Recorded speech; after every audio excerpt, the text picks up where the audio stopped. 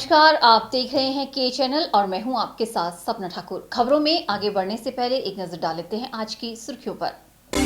Headlines powered by के news साप्ताहिक समाचार पत्र, जो रखे आपको आगे। को स्पॉन्सर्ड बाय स्वर्णाभा ज्वेलर्स, जो दे 100% शुद्धता की गारंटी। ब्लूमिंग वैली, जो आपके अपनों तक पहुंचाए आपका प्यार। और Basant smile, because you are at Basant resorts. दलित स्वाभिमान सम्मेलन में भाजपा एससी मोर्चा के राष्ट्रीय उपाध्यक्ष वीरेंद्र कश्यप ने कांग्रेस पर साधा जमकर निशाना। कहा, कांग्रेस ने 7 वर्षों में किया दलितों का शोषण। भाजपा विधायक जयराम ठाकुर ने सीएम की बातों को किया नजरअंदाज। पतंगबाजी के बयान को बताया फूट डालने वाला बयान।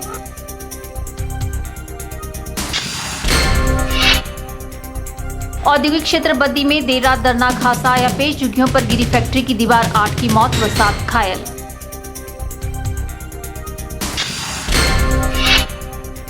और प्रदेश भर में दूसरे स्थान पर रहा बगला स्कूल का रोज इको क्लब। अब स्कूल का लक्ष्य इस अभियान को जनचेतना के रूप में फैलाना। भाजपा सांसद एवं भाजपा एससी मोर्चा के राष्ट्रीय उपाध्यक्ष वीरेंद्र कश्यप ने आरोप लगाया है कि कांग्रेस ने बीते 7 वर्षों में दलितों का सिर्फ शोषण ही किया है और उन्हें मात्र वोट बैंक के लिए इस्तेमाल किया गया है। यह आरोप उन्होंने मंडी जिला के सराज विधानसभा क्षेत्र के बाली चौकी में आयोजित भाजपा के दूसरे दलित स्वाभिमान सम्मेलन को संबोधित करते हुए लगाए। सांसद वीरेंद्र कश्यप ने कहा कि भाजपा दलितों को पार्टी के साथ जोड़ने के लिए इस तरह के सम्मेलनों का आयोजन प्रदेश भर में कर रही है और बड़ी संख्या में दलित भाजपा में शामिल भी हो रहे हैं।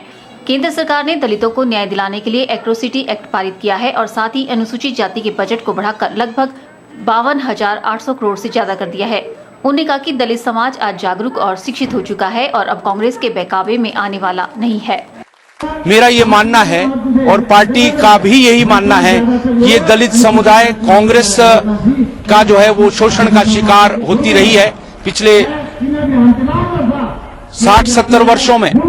तो उनकी सर्वांगीण विकास के लिए, शैक्षिक विकास उनका हो, आर्थिक तंत्र में उनकी जो है वो पार्टिसिपेशन हो और सामाजिक तौर से जो उनके साथ हजारों वर्ष से अन्याय हुआ है उसके लिए एक जो है आंदोलन के रूप में पार्टी जो है वो, पार्टी के कार्यकर्ता जो हैं सामूहिक तौर से पूरी पार्टी जो है वो काम करने के लिए आगे आई है।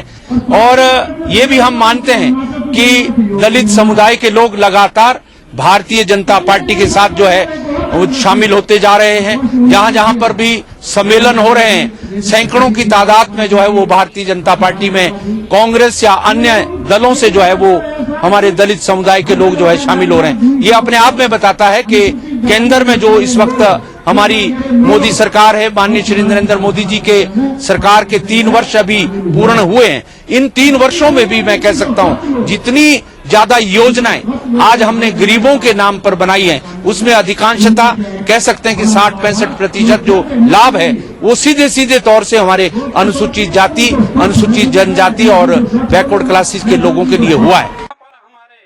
वहीं इस मौके पर सराज विधानसभा क्षेत्र में कांग्रेस के साथ जुड़े करीब 250 दलितों ने भाजपा का दामन थाम लिया।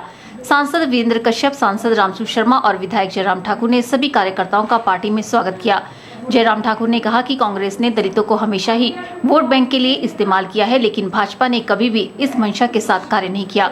जयराम ठाकुर ने कहा कि सराज विधानसभा क्षेत्र से एक बार फिर से चुनाव जीतकर विधानसभा पहुंचेंगे और हर बार की तरह इस बार भी इसमें दलितों का पूरा योगदान रहेगा। बहुत बड़ी तादाद में लगभग 250 लोग जो है कांग्रेस पार्टी छोड़ करके आज के इस कार्यक्रम में भारतीय जनता पार्टी में शामिल हुए। और मुझे लगता है जो कांग्रेस पार्टी जो हमेशा दलित समुदाय के ऊपर जो है एक छत्र राज की बात कहती थी कि ये वोट हमारा है, तुम्हारी पार्टी जो है वो कांग्रेस पार्टी है, मुझे लगता है कि उनके लिए अब ये सपने की बात हो गई। और उसके साथ साथ में अनुसूचित जाति वर्ग का बहुत बड़ा योगदान इस विधानसभा क्षेत्र में भारतीय जनता पार्टी को 4थी बार जिताने में रहा है। और आने वाले समय में जो पांचवी जो जीत होने वाली है, जो दीवार पर लिखी हुई एक इबारत के रूप में दिख रही है, जीत जो 5वीं बार भारतीय जनता पार्टी की सराज विधानसभा क्षेत्र में होगी, उसमें भी अनुसूचित जाति वर्ग का बहुत बड़ा योगदान रहने वाला है। समारोह को सांसद रामसू शर्मा सहित अन्य भाजपा नेताओं ने भी संबोधित किया और कांग्रेस पर निशाना साधने के साथ साथ केंद्र सरकार की उपलब्धियों का बखान भी किया। ब्यूरो रिपोर्ट, के चैनल। पूर्व मंत्री एवं सराज विधानसभा क्षेत्र से भाजपा के विधायक जयराम ठाकुर का कहना है कि सीएम वीरभद्र सिंह की बातों को गंभीरता से नहीं लेना चाहिए, क्योंकि प्रदेश में अगला सीएम भाजपा का ही होगा। जयराम ठाकुर ने वीरभद्र सिंह द्वारा सीएम की पतंगबाजी को लेकर कसे तंज को लेकर कहा कि लोकतंत्र में विपक्षी दल होने के नाते वीरभद्र सिंह का इस प्रकार से तंज कसना स्वाभाविक है, लेकिन इस बयान को इतनी गंभीरता से नहीं लेना चाहिए। पूर्व मंत्री एवं सराज विधानसभा क्षेत्र से भाजपा के विधायक जयराम ठाकुर ने कहा कि भाजपा में केंद्रीय नेतृत्व ही सीएम तय करता है। जयराम ठाकुर ने कहा कि प्रदेश में अगला सीएम भाजपा का ही होगा, ये तय है। उन्होंने कहा कि वीरभद्र सिंह फूट डालने का प्रयास कर रहे हैं ताकि भाजपा की एकजुटता को तोड़ा जा सके और कांग्रेस को उसका लाभ मिल सके, लेकिन भाजपा पूरी तरह से एकजुट है और पूरी एकजुटता के साथ प्रदेश में विधानसभा के चुनाव जीतकर सरकार बनाएगी। मुख्यमंत्री जी ने एक व्यंग्य के रूप में जो बात कही कि भारतीय जनता पार्टी में मुख्यमंत्री के पद को लेकर के पतंगबाजी हो रही है, जिसमें धूमल जी का जिक्र किया, जिसमें नड्डा जी का जिक्र किया, उन्होंने खासतौर से वहां मंच पर से। मुझे लगता है कि उसको बहुत ज्यादा गंभीरता से लेने की बहुत आवश्यकता नहीं है। कारण यह है कि हम चुनाव के बहुत नजदीक हैं और चुनाव के दिनों में विपक्ष की कोशिश यही रहेगी कि मुख्यमंत्री के मुद्दे को लेकर के हमारी पार्टी के नेताओं को आपस में लड़ाते रहे और इस प्रकार से वो परिस्थितियां पैदा कर रहे हैं। ऐसी वो कोशिश कर रहे हैं, लेकिन मेरा मानना है कि उसमें वो सफल नहीं होंगे। भारतीय जनता पार्टी का मुख्यमंत्री केंद्रीय नेतृत्व तय करेगा। ये बड़ी साफ और स्पष्ट शब्दों में समझने वाली बात और कहने वाली बात है। सीएम वीरभद्र सिंह द्वारा उनकी तारीफ करने और दोस्ती का हाथ बढ़ाने को लेकर जयराम ठाकुर ने कहा कि वे भी व्यक्तिगत रूप से वीरभद्र सिंह का आदर सम्मान करते हैं। जयराम ठाकुर ने कहा कि सीएम वीरभद्र सिंह भले ही सामने से दोस्ती का हाथ बढ़ाते हैं, लेकिन राजनीतिक तौर पर नुकसान पहुंचाने में कोई कसर नहीं छोड़ते। उन्होंने कहा कि 68 विधानसभा क्षेत्रों में से सीएम वीरभद्र सिंह ने सबसे ज्यादा राजनीतिक नुकसान अगर किसी विधायक को दिया है तो वह जयराम ठाकुर ही है। जयराम ठाकुर ने कहा कि वीरभद्र सिंह द्वारा सार्वजनिक मंच से इतनी बड़ी बात कहने के बाद अब कांग्रेसी नेताओं को समझ जाना चाहिए कि इस राज्य में उनका कोई मुकाबला नहीं है।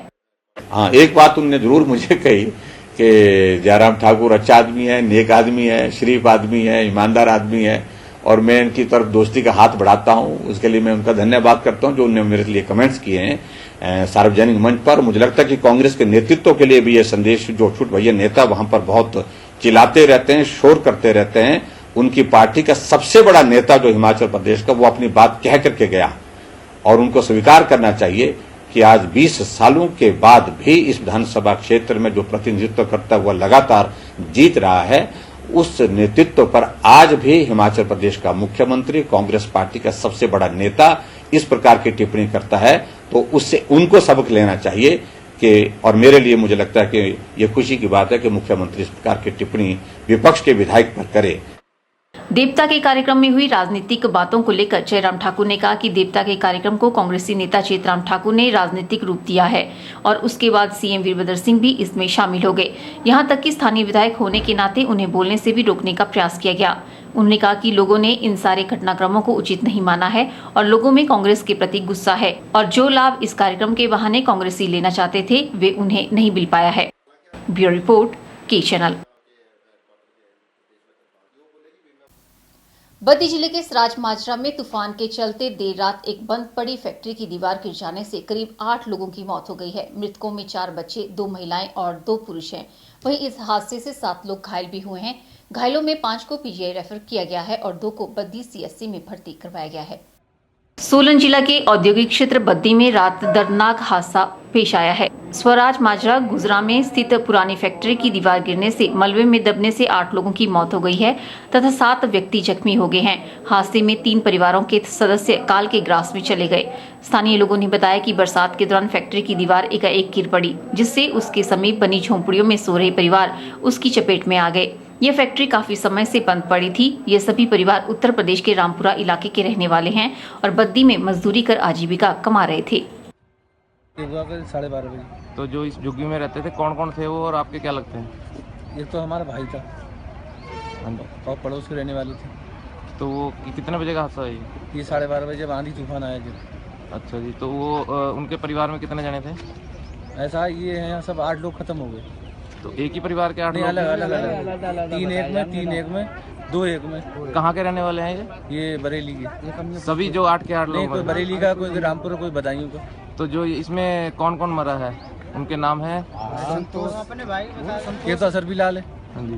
और 2 उसके बच्चे हैं। बच्चे कितने उम्र के हैं? वो 15 साल के हैं। ये और- लड़की है लड़का। और कितने बच्चे इसमें मरे हैं? इसमें क्या नाम इधर मरी है, क्या नाम एक घरवाली मरी है उसकी क्या नाम 2 मियाँपुर के हैं साहब। और क्या नाम 2 उसके बच्चे। औद्योगिक क्षेत्र नगरी में हुए इस हादसे ने प्रशासन की सुरक्षा संबंधी दावों की पोल खोल कर रख दी है। फैक्ट्री का भवन खस्ता हालत होने के बावजूद उसके इर्द गिर्द झोंपड़ियां बसाई गई और प्रशासन ने कोई कार्रवाई तक नहीं की है। फिलहाल पुलिस आगे की जांच कर रही है। के चैनल के लिए बद्दी से नंदलाल ठाकुर की report.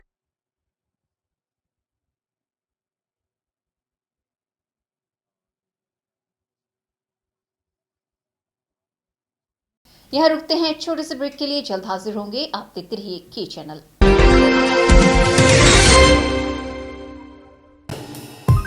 Sachdeva college Mandi, the premier institute for competitive exam preparation since 2000। Crash course starts for JEE main and advance, NEET, BSc horticulture, BSc agriculture, BSc nursing, NDA, PAT. Mandi में सर्वाधिक सिलेक्शन देने वाला संस्थान। Free coaching for polytechnic test. Registration fees only 500। Special offers, discount in fee. Coaching is also available for forthcoming exams. Sachdeva International School, Paddal Mandi, Himachal Pradesh. Admission starts for 2017-18. Sachdeva International School, Johata Bazar, Town Mandi. Playway with crèche. Admission also starts Prabhudyal Memorial Polytechnic, a unit of Sachdeva College, Mandi.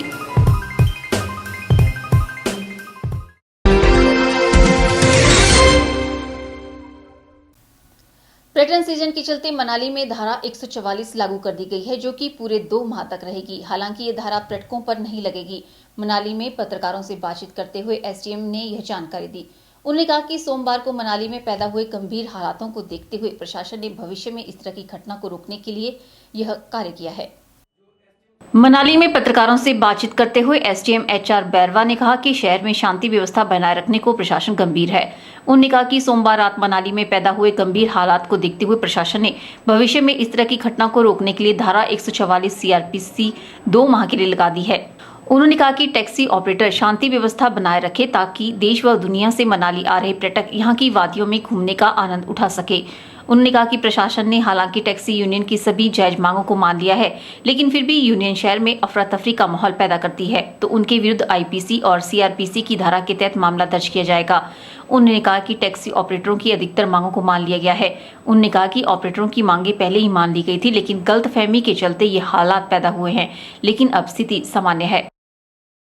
इस तरीके का कोई आगे issue ना बने, उसके लिए पहली चीज़ तो जो भी अगर किसी को कोई भी जायज़ उनकी कोई मांग है तो मेरी अपील उनसे यही होगी कि वो हमसे आके चर्चा करे, बात करे और जो भी पॉसिबल वे आउट होगा वो हम निकालने की कोशिश करेंगे। इसके बावजूद भी अगर कोई ऐसी स्थिति पैदा होती है तो जो हमारे आईपीसी और सीआरपीसी के तहत जो कानूनी प्रावधान है उसके तहत जो भी प्रक्रिया इस तरीके की स्थिति से निपटने के लिए है वो कल शाम को करीब 5 बजे के आसपास जो टैक्सी ऑपरेटर्स यूनियन है उनके साथ हमने कुछ वादे किए थे और उनको कोई मिसकम्युनिकेशन हुआ जिससे उनको लगा कि वो वादे शायद उनके पूरे नहीं हो पा रहे हैं। इस वजह से उन लोगों ने रास्ते में रास्ता रोक के वो बैठ गए। लेकिन हमने जो टैक्सी यूनियन है उनके पदाधिकारियों के साथ बैठ के हमने उनको वादा किया था और वादा हम पूरा कर रहे थे और हम वो वादा काफ़ी हद तक कल ही पूरा कर चुके थे। इसके बावजूद कुछ कम्युनिकेशन गैप की वजह से ऐसा हुआ। इसके बाद जब वो बैठे तो हमारे जो पुलिस विभाग के जितने भी हमारे पदाधिकारी हैं सब मौके पे पहुँचे। हमारे एग्जीक्यूटिव मजिस्ट्रेट मौके पे पहुँचे। उन्होंने उनसे बार बार अपील की कि आप कृपा करके रास्ता ना रोकें, इससे पर्यटकों को काफ़ी नुकसान हो रहा है और काफ़ी परेशानी उठानी पड़ रही है। वहीं कांग्रेस नेताओं ने स्थानीय विधायक गोविंद ठाकुर पर राजनीतिकरण का आरोप लगाया है। सोमवार को टैक्सी यूनियन द्वारा किए गए चक्का जाम पर मनाली कांग्रेस नेताओं की नींद भी खुल गई है। कांग्रेस नेताओं ने आनंद फानन में पत्रकार वार्ता बुलाकर चक्का जाम का सारा ठिकरा स्थानीय विधायक पर फोड़ दिया है। पत्रकार वार्ता में पूर्व जिला परिषद अध्यक्ष एवं वरिष्ठ कांग्रेसी नेता हरिचंद शर्मा ने कहा कि उन्होंने एसडीएम से मिलकर हालात का जायजा लिया और आपसी मतभेद दूर कर हालात को शीघ्र सामान्य करने की बात कही।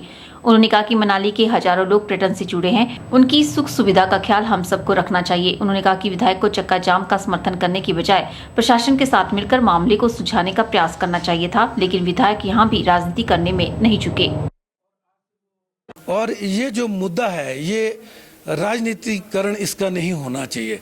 ऐसी समस्याओं को हम सभी को बैठकर इसका समाधान करना चाहिए। आने वाले समय में भी कई प्रकार के इश्यू हमारे मनाली जो पर्यटन इंटरनेशनल पर्यटन स्थल है यहाँ पर आएंगे, तो इसमें हम सभी को मिलकर जो है प्रयास करना चाहिए कि हम आने वाले समय में जो भी यहाँ की समस्याएं होंगी उनका सब मिल बैठकर जो है प्रयास करें।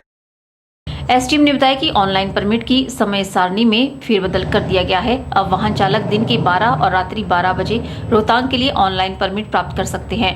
उन्होंने कहा कि लाहौल स्पीति और लेह के लिए पर्यटक ऑनलाइन परमिट प्राप्त कर सकते हैं। उन्होंने आगाह किया कि लाहौल व लेह के नाम पर रोहतांग का परमिट न निकाले, अन्यथा प्रशासन कानूनी कार्रवाई अमल में लाएगा। के चैनल के लिए मनाली से शिवराम राणा की रिपोर्ट।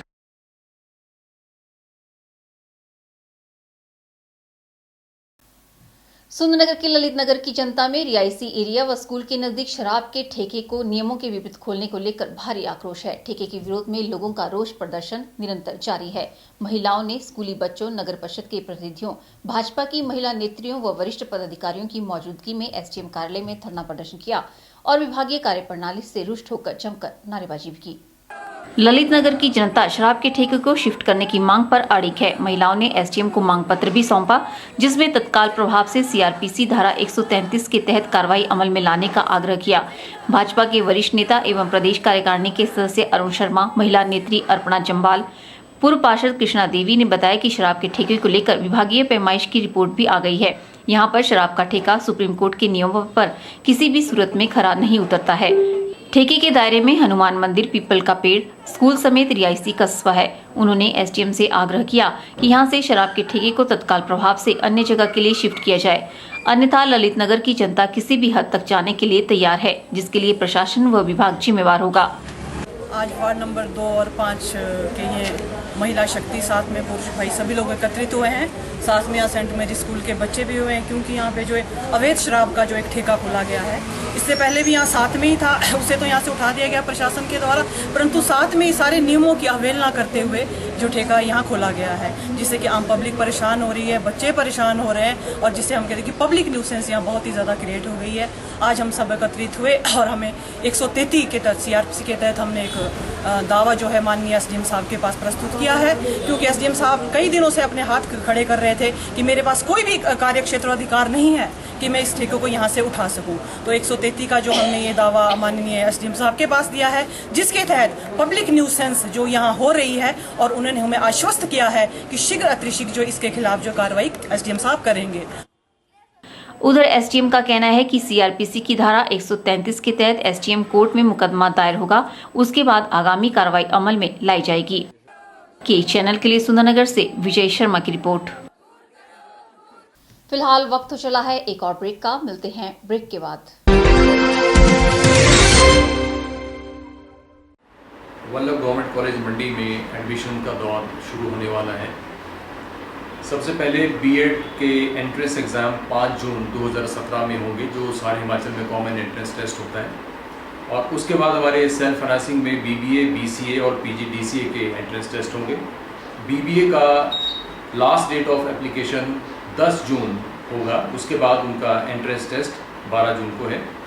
बीसीए का 17 जून को इनके फॉर्म्स वहाँ पे सबमिट होंगे, और उसके बाद 20 को एंट्रेंस टेस्ट है, और पीजीडीसीए का 7 जून को फॉर्म सबमिट करने की लास्ट डेट है। हमारे इस साल हमारे महाविद्यालय में सरकार की तरफ से 5 नए सब्जेक्ट्स इंट्रोड्यूस किए गए हैं: painting, sculpture, psychology, applied arts, tours and travel. इनमें हमारे पास स्टाफ ने भी ज्वाइन कर लिया है, तो इसमें स्टूडेंट्स फाइन आर्ट्स के जो सब्जेक्ट हैं उनको वोकेशनल तौर पे भी वो सीख सकते हैं और अपनी एम्प्लॉयबिलिटी को इंश्योर कर सकते हैं। और इसके अलावा बी वॉक हिमाचल कौशल विकास निगम की तरफ के इनिशिएटिव से ये हमारे महाविद्यालय हिमाचल के 12 कॉलेजेस में ये कोर्स स्टार्ट किया जा रहा है, जिसमें retail management, hospitality and tourism ये 2 विषय शुरू किए जा रहे हैं, जिसमें 40-40 सीट्स होंगी और इसमें मेरिट बेस पे एडमिशन होगी। और 16 जून से सारे हिमाचल के महाविद्यालयों में एडमिशन होगी। बी वॉक में कौशल विकास निगम की तरफ से जो भी सिलेक्टेड स्टूडेंट्स होंगे 1,000 रुपये उनको छात्रवृत्ति भी दी जाएगी। तो सभी छात्र अपना जो प्रोस्पेक्टस है हमारे महाविद्यालय का 2-3 दिन के बाद उपलब्ध हो जाएगा, तो उसमें इंस्ट्रक्शंस को ध्यान से पढ़ें और जो विषय हैं उनके कम्बिनेशन के बारे में भी वो अपनी रुचि के अनुसार वो उनको सिलेक्ट कर सकते हैं।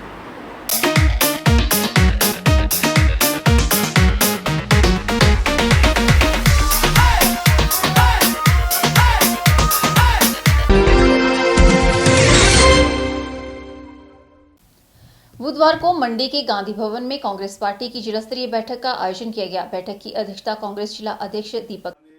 बुधवार को मंडी के गांधी भवन में कांग्रेस पार्टी की जिला स्तरीय मीटिंग का आयोजन किया गया। मीटिंग की अध्यक्षता कांग्रेस जिला अध्यक्ष दीपक शर्मा ने की। मीटिंग में प्रदेश कार्यकारिणी के सदस्यों ने भी अपनी उपस्थिति दर्ज करवाई। मीटिंग को लेकर प्रदेश कांग्रेस सचिव आश्रय शर्मा ने बताया कि पार्टी की जिला स्तरीय मीटिंग का आयोजन कांग्रेस जिला अध्यक्ष दीपक शर्मा की अगुवाई में किया गया और मीटिंग में संगठन के विभिन्न पदाधिकारियों ने अपनी उपस्थिति दर्ज करवाई। उन्होंने बताया कि मीटिंग में आगामी विधानसभा चुनावों को लेकर व संगठन को और मजबूत किया जाए, इसको लेकर चर्चा की गई।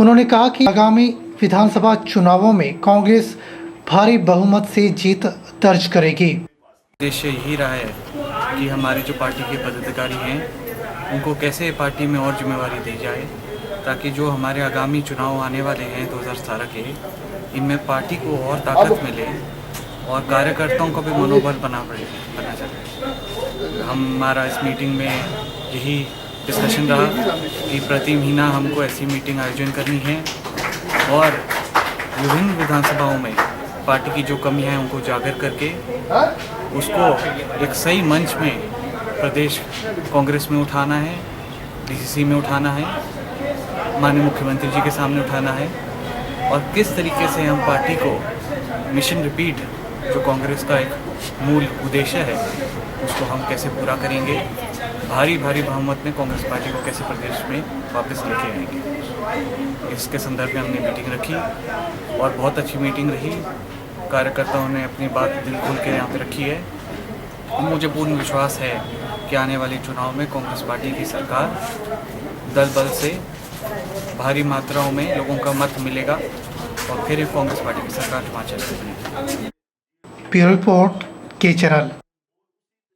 यह रुकते हैं एक और ब्रेक के लिए। ब्रेक के बाद भी खबरों का सिलसिला यूं ही जारी रहेगा। आप देखते रहिए के चैनल।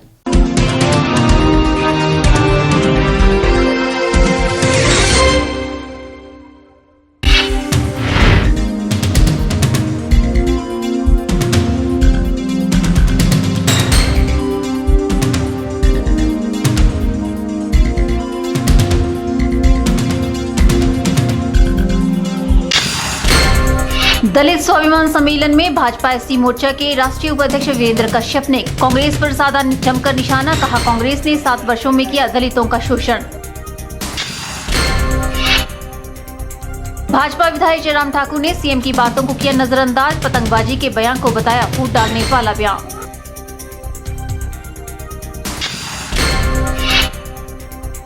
औद्योगिक क्षेत्र बद्दी में देर रात दर्दनाक हादसा आया पेश। झुग्गियों पर गिरी फैक्ट्री की दीवार, 8 की मौत व 7 घायल।